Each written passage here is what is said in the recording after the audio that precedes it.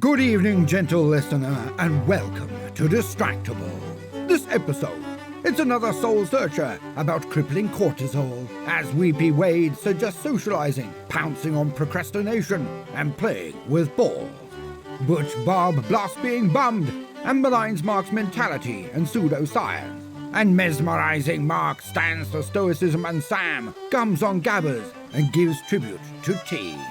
From following through to powerful payoff. Yes, it's time for Live, Laugh, Lose. Now sit back and prepare to be distracted and enjoy the show. Hey everybody, welcome back to another episode of Distractible. I'm today's host, Wade. Wait for what? No, my name is Wade. This is the podcast where one of us hosts, two of us compete for points. The winner, or whoever has the most points, gets the win. They get to host the next episode, yada yada yada. And I'm joined, as always, by my two co-hosts, Mark and Bob. Hey boys. Hello. Oh, hey, how's it going? So lenses, right? Am I Yeah? right, everybody? You got some lens news? Lenses, computers, hard drives. I'm just trying to get people to check out one keyword after another. It's like a sleeper word, you know, they just brain shuts down instantly. What about Apple versus PC? No, let me get into that. Really, indeed. No, whatever. I guess I'll open up the floor for some hellos and small talk. Mark, I think I'll let you go first. I think that seems fair. Well, I'm ready. I know what I'm talking about. Well, oh man, yeah, so much going on in my life, so much interesting stuff happening, so many things occurring. It's glorious. Great. I'm officially a Midwest dad. You know what I'm excited about? I just got a workbench set up in the garage. I got like an L-shaped workbench in the corner in the front, and I'm going to order some big heavy-duty shelves. I measured it out, and I'm looking right now for the shelving unit that's exactly the right size. I also got a tire rack that mounts on the wall and folds up. So, because for my car, I have like a summer set of tires and a winter set of tires. So now I can put my 4 tires I'm not using up on the wall out of the way. Oh, and I hung a bike on the wall the other day, which was good. I got to use a stud finder. I got to drill a 3/8-inch pilot hole and then fasten the two pilot holes. And then I fastened the bike hanger right into the stud and just absolutely living the dream out here, guys. Thank you for that life update, Midwestern Dad Bob. Well, with such great small talk from Mark and actually decent small talk from Bob, I guess I can jump into what I have to talk about today. This is going to be just another interesting, chatty, talky one. I'm always like, this quote lives rent-free in my head. I think I've even mentioned it here before, but I don't know if you guys paid attention to basketball back in the 90s. But if you did, you might have heard of Jim Valvano. Nope. Okay. Well, he was a head coach who ultimately ended up being diagnosed with and passing away from cancer. And he formed a foundation, the Jim Valvano Foundation, that I don't remember what month. It might be this month, it might be December. But they always have like a big promotional thing where they go through and they show him like on stage talking and things like that. And they try to raise money for his cancer foundation. The topic is not cancer, but it always stuck with me because I lost a lot of people, as many people have, most people have, to cancer growing up, including my grandma, who was like one of the most important people to me in my life. But he had a quote that I've heard year after year that always stuck with me. And the quote goes, "If you laugh, you think, and you cry, that's a full day. That's a heck of a day. You do that 7 days a week, you're going to have something special." And I wondered, I was like, he explains it a little bit, but as a kid, it was like, why would you want to cry? But as an adult, I kind of appreciate that a lot more. I enjoy the emotional spectrum range of things. There are days where I'll be like having a good laugh. I'll have like a salty, ragey episode of playing a game or whatever. And then I get to a point where I lay down and I find myself going down the rabbit hole of like songs or clips of like, military vets coming home, or someone getting a puppy, or, people that have a parent that's like not their biological parent who they like give adoption papers to. They're like, I want to be your official kid, and things like that. And I sit there like tears are running down my face while I'm trying to go to sleep and stuff. Pussy. Thanks, man. Sorry, I don't know why. I just had to, it had to come out of my mouth. I couldn't. No, it's fair. It's the bro response we all want to say. No, I'm with you. What's that stuff called? There's like a term for that. It's like a emotion bait or something, or it's catharsis porn. I've never heard that, but I believe you. It's that stuff where it's like vets coming home from, surprising their parents or things like that, where it's like it makes you cry because that's what it's designed to do. We can just talk about that quote itself. Do you guys think that that's true? Do you think a day where you laugh, you think, and you cry is a full day? Is it oversimplifying it? Is there more to it? How do you feel about that by itself? Well, I mean, what does a full day even mean? Like, by whose standards is that? How long are you taking a crap? All of this while on one poop session. Listen, I on the toilet am laughing, crying, and whatever the third one was, Ripping your shirt off, getting completely nude. I'm efficient. My day is just getting started. That might be your full day. That's my morning. I've cried more, laughed more, shit more. What was the third one? My brain. Think. If you cry, you laugh, you shit, that's a full day. I piss, I shit, and I wipe, and I've got my whole day done first thing in the morning. You haven't even woken up before I've laughed, cried, and shat myself to death. You don't know how much I poop in the morning. Don't even ask. Great. I mean, I think as with most great quotes, it encapsulates important parts, but there's obviously more nuance to it than that. But that's a good inspirational quote. I think the important thing is it's focused on emotion. I think that it's easy to go through life like you're busy as shit, you're crushed under whatever, or like for me, it's like the baby is a lot these days. He's been sick, I've been sick, and it's easy, like you just get through the day. And if you get through the day without doing any of those three things, you probably got through the day largely on autopilot. And you probably either missed some stuff or missed opportunities to like have a moment. And so it's not necessarily that you need to do all of them every day, or even that they're specifically important, but like you only get so many opportunities every day to do those things because life is so busy, and it only gets busier the older you get, the more responsibilities you get. So yeah, like I think that's a good quote. I think it's more complex than that, but he's a coach, right? So that's a very coachy quote. You break down the complexity of something incredibly nuanced and deep into one mediumly long sentence that sounds very inspirational. At this point, yes, he's a coach. This was, I think, toward the end of his life, whenever the cancer diagnosis. Yeah, this is like a speech at like a fundraiser or something, right? About his foundation and whatever. But so this is him reflecting, looking back on like his day to day, maybe regretting being so honed in, because we all get that way where we're so honed in on like we got to do this, we got to do that, we got to be here, and the stress of it all. And it's just like you get through the day, you pass out, and that's the day. And this is like, take a moment, whether it's on the toilet, like Mark, or somewhere else, and just find something to laugh at, something that makes you cry, whether it's tears of joy, whatever. It just sounds very live, laugh, love, and it's... It does. It does. This It predated is, yeah. that, I think.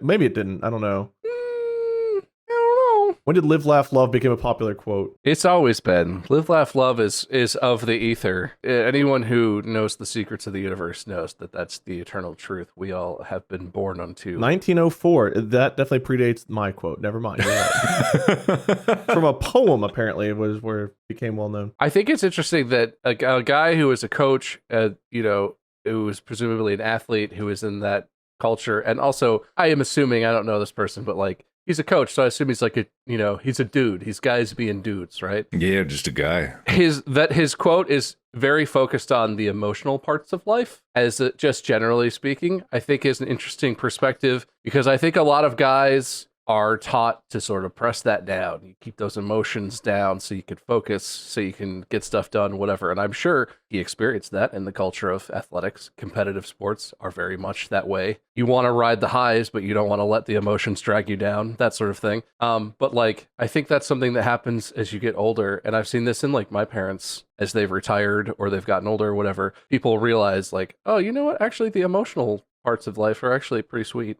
But you spend a lot of time, especially guys, but like people in general spend a lot of time like fighting off emotion, trying not to let it, dominate your life, or not processing things, which can lead to a lot of issues. Letting the emotions happen during the stuff that's happening in your life is probably healthier, and probably, even if it's bad, if it's sadness and crying or whatever, probably better for people in general.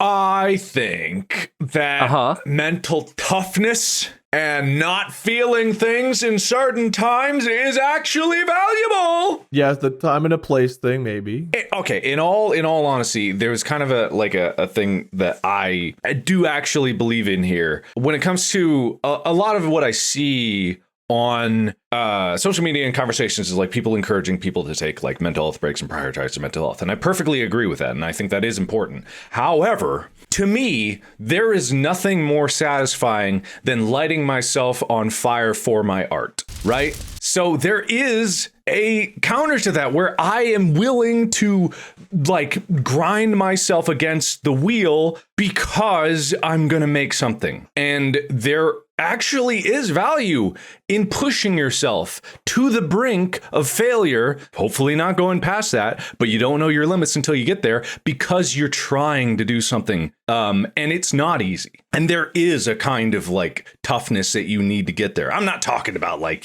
ignoring emotions, stuff like that. But there is, I feel, a little bit of over acceptance in terms of the it's okay to like take a break when you feel you need it, because it leads into the thing we were talking about last episode, the false confidence. You don't know where your limit is, and you don't know how far you can go, and you don't know how much you can push yourself. I do think there is a value in that, and I do think there is a reason to push yourself. Not all the time, of course. You have to understand that there is a limit. You just don't know what it is, and sometimes there's nothing more spectacular than grinding yourself to nothingness and then making something that was beautiful and worth it. I agree. I think it becomes a little bit more complex when you're pushing yourself for something you're passionate about, whereas you're pushing yourself for like a monotonous, 9 to 5 that maybe you're in because you're trying to get through school, or it's the only job you could get, or, if it's something you're passionate about and you want to push yourself, hell yeah. I think whenever you're either forced to, or you just are so busy pushing for something that you forget to live along the way kind of thing. This isn't like a 1 day, 1 month project. This is like you go through life and it's like you look back, it's like, oh shit, I never lived. I think it's more reflective of that kind of feeling than it is pushing yourself. Because I think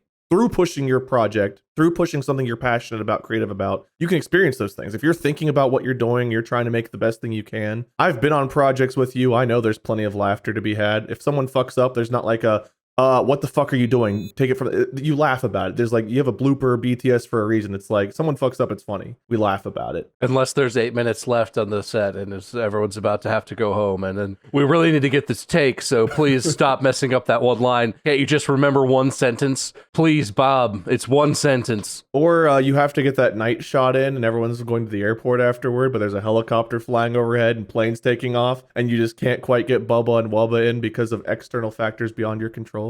Mark, I don't know what the last year has been like you making this movie. I know it has seemed like the most stressed I've ever seen you ever. I imagine there were probably moments of like breakdowns and tears. Maybe there weren't. Oh, yeah, of course. Oh, my God, yeah. Oh, absolutely. Oh, my God. Oh, shit. Fuck. Holy shit. Yes. Oh, fuck. Yeah. So I think you've accomplished these things even if you weren't going out of your way for them, but sometimes you're caught in a moment where you just can't go out of your way for them, or you like don't think about them, you put them off. I don't know that you've done that. Maybe you have. No. I mean, yeah. I mean, honestly, it's never a perfect, like, I'm doing great. But that's the whole thing, right? Maybe that is part of the quote that you're talking about, like the crying, laughing, stuff like that, is I have pushed myself many times to the breaking point where I've broken down and I'm like, man, this is just like so unfun. And the end result is I still want to make it. The end result is I still want to do it, and I love doing it. And I actually in a way look back on those moments of adversity and times where I was literally up pulling all-nighters to do things. I look back on those not fondly, but proudly. I'm proud of the fact that I was able to go through those moments. All self-inflicted, of course. Like, no one makes me do these things, but I make myself do these things, which is more valuable than someone else making me do something. And I need to respect the ability for myself to push myself to do something like that and make the choice, because I made the choice a long time ago to do the thing. And therefore, at the end of it, the thing that I chose to do deserves to be done with every ounce of my ability, and to do otherwise would be a disservice. And so when I get to the point where I do break down, and it's okay to break down and acknowledge those moments, it is infinitely more important to pick myself back up afterwards and then keep moving forward. Taking a breather has been like a bit of a discipline in and of itself to learn when to do that. But yeah, a lot of my projects are arduous. Like there hasn't been a project yet that I've made that when the last shot is done, I don't break down and cry. Because it's like, oh wow, we made something. It's like, thank fuck it's over. Especially this last one. Oh my God. That is a great segue, because this discussion was meant to be a lead-in to the actual topic, which is, drumroll, thanks not Will, stress. Damn. Oh God. Wow. Holy shit. Too soon? Sam's been there for about a year now.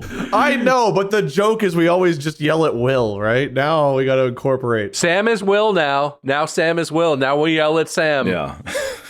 Jesus Christ. But point being, I think that the think, laugh, cry, I think all of those things are helpful for eliminating stress. And I find that whenever I'm stressed out, I go out of my way to do one of those things. And it led me to think about stress relief. And all of us have had a variety of stresses this past year that have made it one of the more stressful years I can remember having in a while. And I'm sure it probably is for you guys too. Bob moving and having a baby. Mark, obviously one of the most, if not the most, like insane projects you've ever taken on. And for me, for a variety of reasons, some of which I can go into, some of which I just don't want to because they're personal. But God, wait till you hear about the next one I have in mind.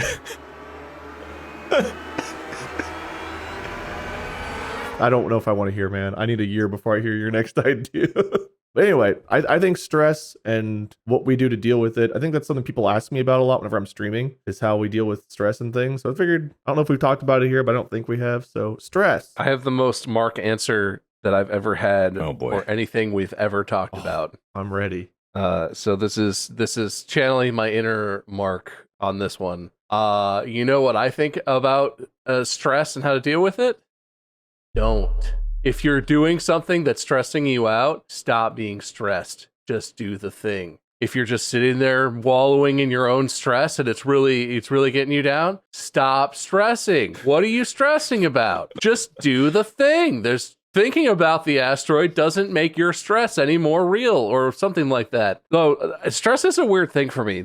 I'm interested in how this conversation is going to go because I don't deal with stress. I generally don't get stressed. And if I get to the point where I'm physically experiencing like stress or the manifestations of it, that's like an inch away from just breaking down completely for me. I either process things and I'm chill and doing well, or I'm stressed because I'm about to totally lose everything. And there's no in between. And I think I'm kind of weird for that. But like, that's my advice. I would say just don't stress about it, man. Just calm down. Calm down. So this is going to sound really, really weird, and it's kind of silly. They make anti-stress gummies. Like CBD gummies? No, not CBD. It's got like I don't know. You could probably find a few different ones. Because stress actually is a chemical thing in your brain. And I'm not saying like it's the source of everything, but sometimes if you just gotta like power through something, I forget what's in it or what it is. And I'm not saying this is a fix. Our answers are drugs and deal with it. No. Well, yeah, actually, but. What is it? What is in? It's like GABA or something. I don't know what GABA is, but Isn't that something that Fred Flintstone used to say? Goodbye stress with GABA, L-theanine, and lemon balm. Yeah. So, no, this is actually a thing where it's like sometimes there's such thing as a break. You like there's this thing called a break. Yeah, stops your car. Okay, yeah, sure. Mark's explaining how to stop doing things. Okay, I'm saying it like this because it took me so long to realize what actually taking a break means and what it... No, literally, listen to me. I'm listening. I'm fully listening. There's a reason why a nice warm cup of tea is relaxing. It is both the physical act of it, a comforting drink, and what's in the tea, all combining to create I'm min-maxing breaking. That's what I'm doing here. his build is optimized for min-maxing braking. Well, yeah, exactly. Because if you think about it, stress as a chemical thing in your brain is literally a physical thing. It is both a mental thing and it's a physical chemical builds up called cortisol, amongst many other. Again, not a neuroscientist. I don't know what I'm talking about. But sometimes the things that reduce cortisol are de-stressing, and that's literal. That's actually literal. So sometimes when you're in a situation where you need to take a break, the most important thing to do is not a break is not entertainment. That's what I need to everyone to listen and understand. A break is not watching a show, is not looking at your phone, looking at social media. That's not a break because that's still an active thing. What you need to do is to become passive and to allow yourself to become passive. The most restful things I've ever done, the fastest gotten me back into working is lay down, close my eyes. If I fall asleep, fine, whatever. Like that can happen. Sometimes if you want to do something is you drink a cup of coffee and then go lay down. If you nap, you're fine. But when the caffeine hits your system, you'll naturally wake up. It's like a superpower nap. But taking a break and actually resting is trying to do as little as possible. And so like getting that cup of tea, the anti-stress gummies with whatever thing that can help reduce cortisol levels, that's a skill. GABA in anti-stress gummies is gamma aminobutyric acid. It is an inhibitory neurotransmitter because it attaches to proteins in your brain known as GABA receptors and produces calming effects by preventing them from being neurotransmitted. I guess my 2 cents here, I'm kind of like Bob where I don't get stressed all that easily. When I was in like grade school, like, you know, K through 12, I did. Like my stomach was always in wrenches and I was always like terrified of like not fitting in or making an idiot of myself or failing or making a mistake. Like I had a lot of self-doubt and like it stressed me out a lot. When I became more accepting of myself, my faults, my strengths, all that stuff, my stress kind of went away.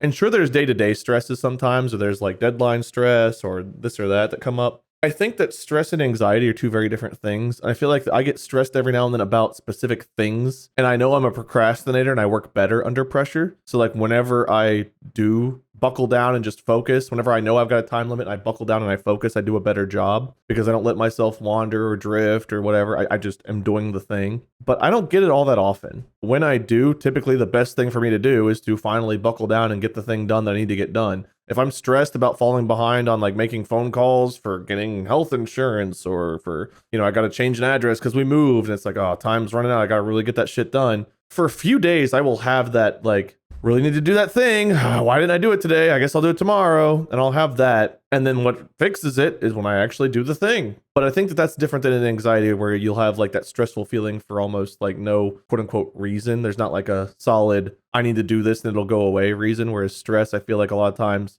for me at least, is attributed to a certain thing I need to do. But I still don't get it all that much. Pussy. Thanks, man.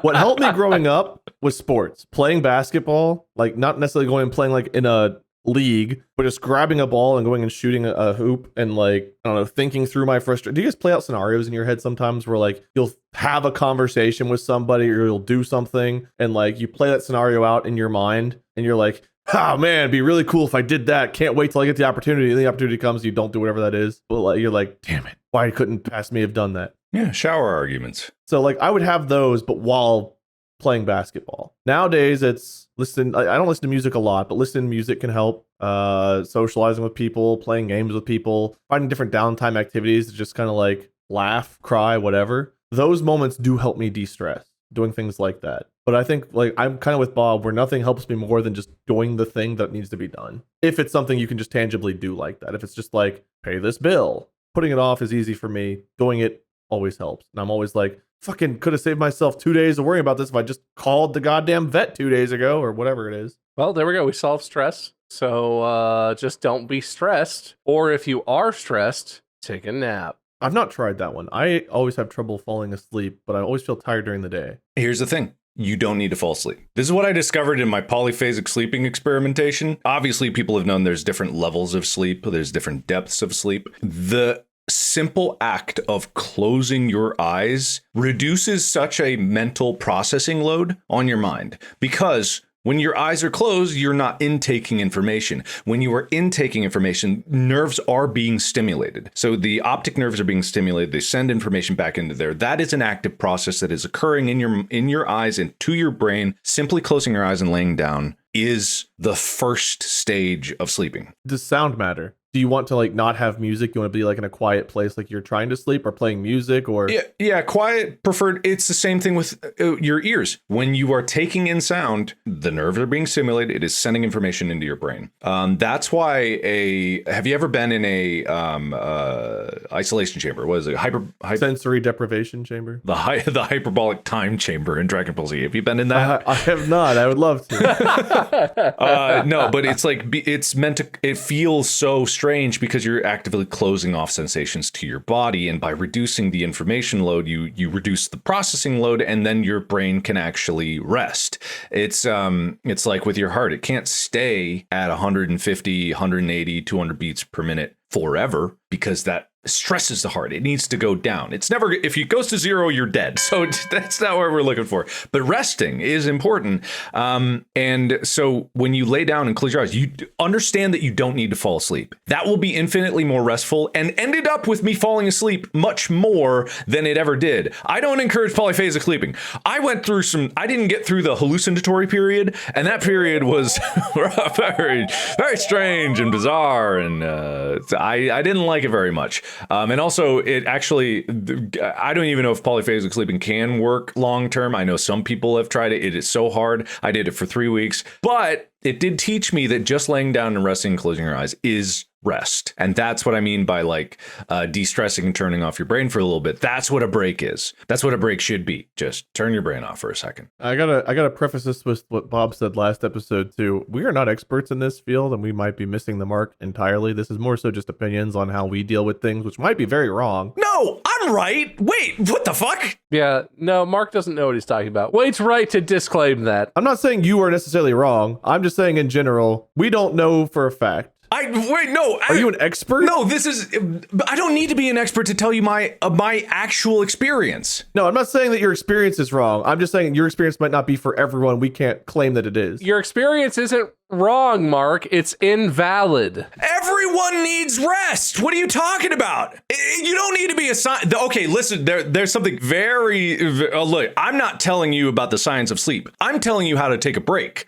And laying down and closing your eyes is a ubiquitous human experience. Everyone does it and everyone benefits from it. There is not a human alive that won't benefit from laying down and closing your eyes to rest. You don't need to be a scientist to declare that. I said this after your point, but it wasn't because of your point. It's just I thought of it. Bob and I are also saying things and making claims here, so like I'm just throwing it out there in general. Whoa. I just have to say, there are definitely people who will not benefit from that, Mark. Okay, who? Anyone who is perhaps blind or deaf or in any way disabled in a way where closing their eyes or going to a quiet room doesn't change their experience at all. I guarantee you, even a blind deaf person likes to lay down when they sleep. If you don't have eyelids, you wish you had eyelids to close them so you could lay down.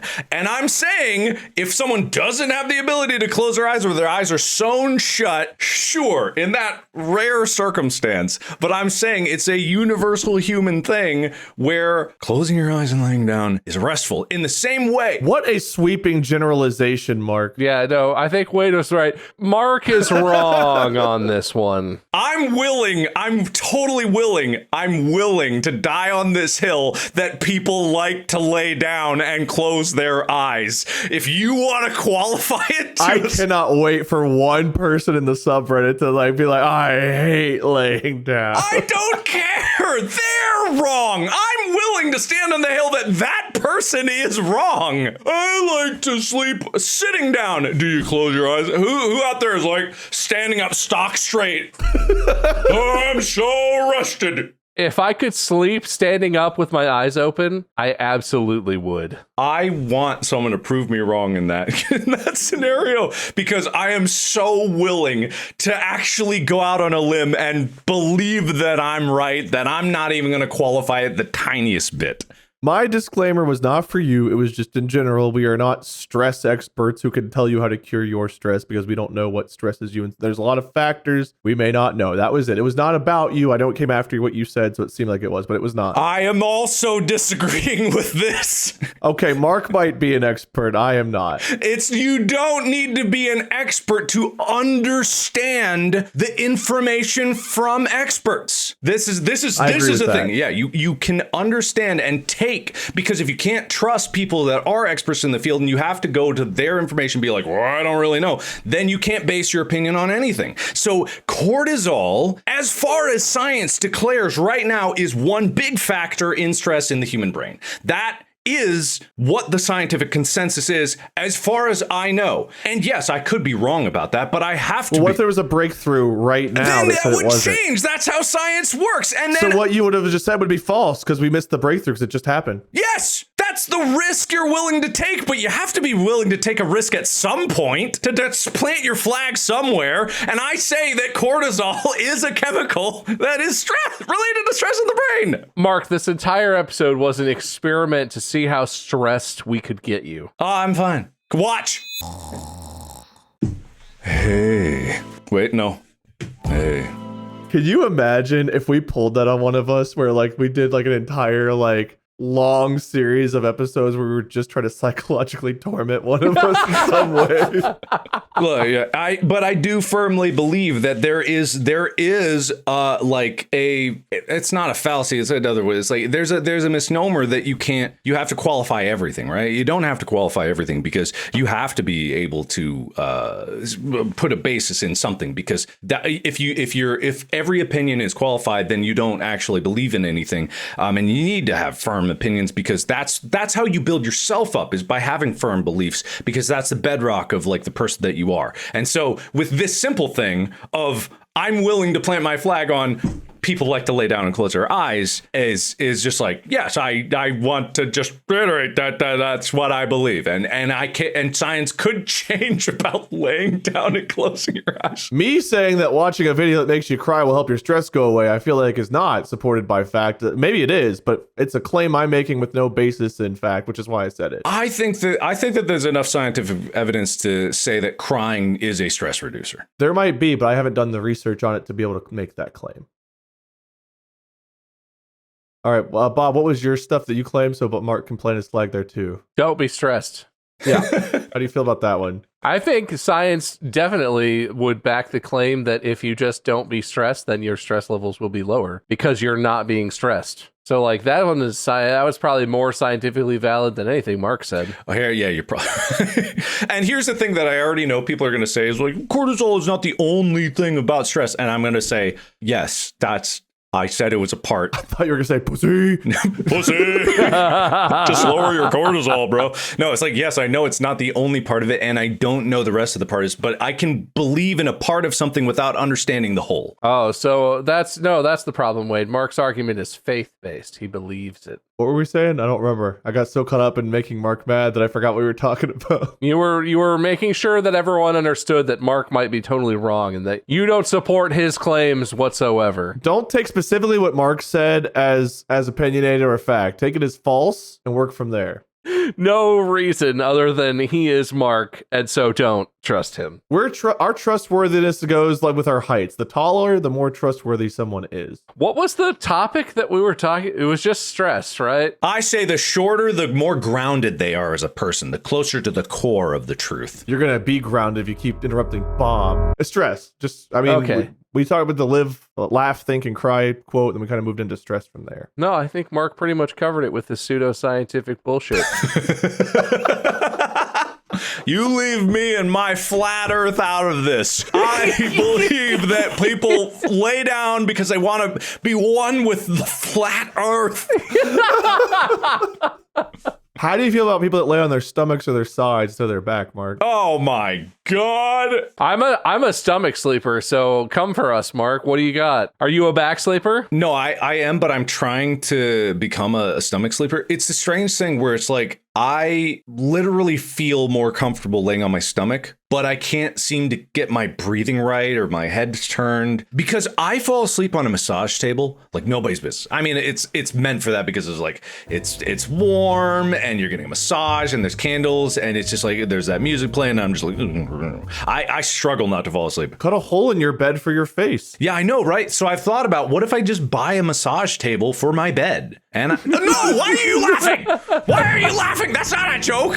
The visuals, man. I'm laughing because it's such a good idea, Mark. What do you mean? I'm laughing in agreement, Mark. I'm not laughing because I think it's funny.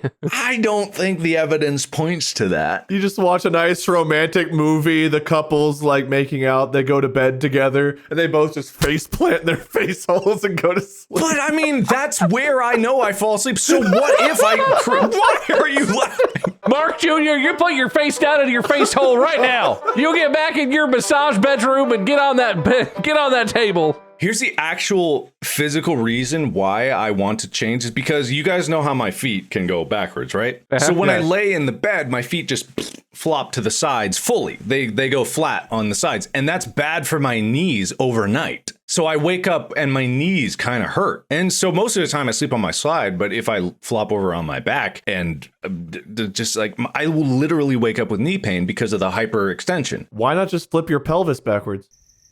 That's an interesting idea. If you're turning your pelvis and your head backwards, you don't have to worry about it. You can still sleep on your stomach. You just want to make me shorter by making my spine curve in on itself. Nah. I'm not going to fall for your tricks. They do have a leg lengthening surgery. Did you know that? It's horrifying. I could be so much taller than both of you. Don't they like not even do that surgery in most American places because like it's such a horrific thing to recover from? Probably. Because they essentially break your legs and like stretch the tissue and then just try and get the bone to grow back between the gap. Yep. Mark, I have an idea for a documentary for you. Get taller. And the name of the documentary can just be called Grow Tall. Oh, well. No, Mark, I know what the documentary can be called. Supersize Me. Sounds familiar. There's no way that's already been done. Like that's I'm pretty sure that would be a one-of-a-kind type of deal. Any final thoughts on stress? I feel like we were kind of winding down on the topic, so I'll take us out unless you guys have more to say.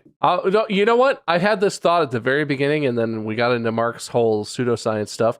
So Mark said this, and it made me think the emphasis on taking mental health breaks, and you basically said this, Mark, but I think it's interesting and worth repeating. If you're doing a job that you hate and you're doing it because you have to have money, like it's easy for me from my ivory tower of this is my job, which is ridiculous and stressful sometimes, but not in the way that most people's actual real life jobs are very stressful. Yeah, you need to take care of yourself because life is more than just working 80 hours a week to get by. The idea of focusing on your mental health is not to say that you should never have any strife or struggle or stress in your life. And I think Mark's point is very valid. When you find a thing that is worth working on, that you care about, your family, your children, it could be a personal relationship, it could be a movie, it could be whatever. If you find something like that, it could be your job. That is not a thing where you should try and avoid stress or strife in any way and take breaks and take care of your mental health. Sometimes that stress is what pushes you to do something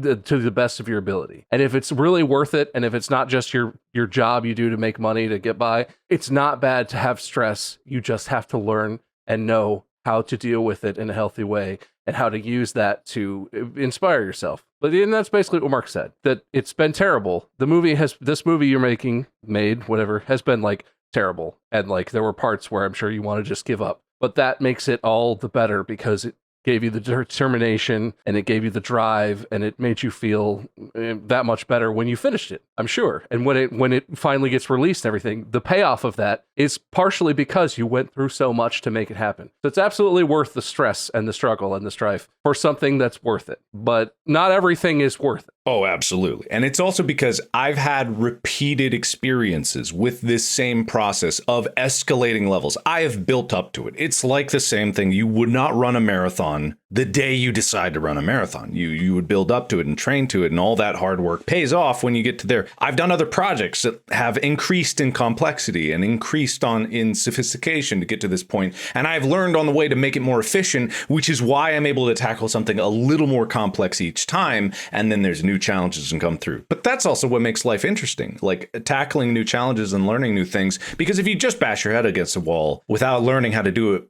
bash your head against a wall a little more efficiently next time, or how to put a soft pad on your head before you bash your head, you're not learning anything. So next time I'm taking all the lessons that I've learned and the mistakes that I've made, and I'm going to take it into the next one. And that's why I'm already planning the next one, because that's how I operate. But yeah, it's like, I can't wait to do it again. I can't wait to go through that stress again, because I can look at it and I'm like, this time I'll get it. I'll make it easy. And then I end up crying at 3 a.m. Making like In Space, how many hours of footage were posted of In Space? Like how many, if you watched every video? 6 hours and 51 minutes. And how many people were in it, do you know? People in the cast? Yeah. 18, 17? Comparatively, how many people, well, you don't have to answer the question how many people are in the new movie, but it's less, right? There's less people in Iron Lung. Is crew size bigger or smaller for? That was about the same. Yeah. Do you think even with that being, working with less people, having like a shorter film overall, you think that filming Iron Lung was more complex? Yes. I'm curious as a person like on the outside, like as to what made it that way. There is a distinct difference in doing first-person perspective stuff with a single camera and you are doing single shots. That has its own complexity, and that is a discipline in and of itself, and there's lessons to be learned from there. There's an infinitely big difference between doing that and doing coverage-based narrative work. It's not, and people have this, there's a lot of people with misconceptions about my abilities. I've done that before too, but the people that worked on me with the other projects, they didn't know. But there is infinitely more complex, because you can have a conversation only one way in space, which is the camera walks in, the conversation occurs, the camera walks out. When you have a conversation in a narrative piece, you need to get it both characters covered from different angles that are more interesting and help tell the story. You need to literally pick a camera angle that emphasizes the story and emotions that are being portrayed, and do it in a way that captivates the audience and work seamlessly into the next shot without being too jarring, because you don't have a constant moving camera through the whole show. So there's every scene takes a day to film, as opposed to we did scenes in space. We were able to cover 6.5 hours of content in the same window of time that, a movie is traditionally 90 minutes. It's an not infinitely, but it's a smaller portion, but you need to cover it in so many different ways. That's why there's more footage in this one than there ever was with space. Space was probably 40 terabytes. This one's over 100, or getting over 100 soon. The scope of Space to me seemed so insane, and it is. But filming Iron Lung, I was like, oh, that sounds like a much simpler project. Thank God, it'll be easier for him. So I thought so too. And it's for different reasons that it's complex, that I will get into when I talk about the behind the scenes of it. And that's fair. Yeah, I don't want you to ruin anything. But I was just, I got to wrap this thing up, I think, and time to pick a winner. Am I stressed about my decision? I think not. Or I think the answer is obvious. Based on your expressions, and that's the only reason I'm picking a winner, is based on expressions alone. I'm lying. Mark, you win, though. Yes! I feel like I have to give a disclaimer here. Mark doesn't know what he's talking about. He was talking out his ass the whole time. No. Wade endorses everything I said. Scientists come for him in the subreddit, tell him why he's wrong. Well, I already know, but you reiterate it for me. Thank you. I don't want to live in a world where we can't confidently say that laying down and closing her eyes is beneficial to everybody. Mark, you won. Give a winner speech. All right. Hey, here's a few other beliefs I have now that I've been given a platform. Oh boy, what have I done? No. So there's nothing that I've said that is going to fix anyone's long-term problem. It was it's short-term solutions to get through something. I don't know your circumstance, and that can change everything in the long run. You're not going to cure depression by laying down and closing your eyes. That's for sure. And that's not what I claim. But a break is nice, so take a break sometimes. But don't overindulge in breaks, because that's just masturbation. Speaking of masturbation, that's a great way to reduce stress. Cut it up. Cut that part out. Don't cut that part out. Speaking of masturbation. That's where I thought you were going with it. When nature calls. That's the title of the episode right there. Speaking of masturbation. I'm going to give my loser speech now. And I just want to say, I think it's clear that my opponent in this episode is deep in the pocket of big laying down energy. And also clearly been bought out by the eyes closed lobby. I think that we all know that it is not ubiquitous that laying down is good, because sometimes you lay down on a bed of nails and you weren't prepared for that, or any number of other situations. Don't ask me, ask science. It's not my fault that that's the truth. The real ones out there know who won this episode in their heart of hearts. I'll see you in your mind's eye when you stand up in your standing up sleeping bag like a normal person. If you guys haven't already, you can find Mark at Markiplier when he's not busy debating. You can find Bob at MySkirm, probably right now most of the time. I'm Wade, Minion777 or Lord Minion777. I have no idea what I do. Stay tuned for the next one where Mark will do something. Until then, podcast out.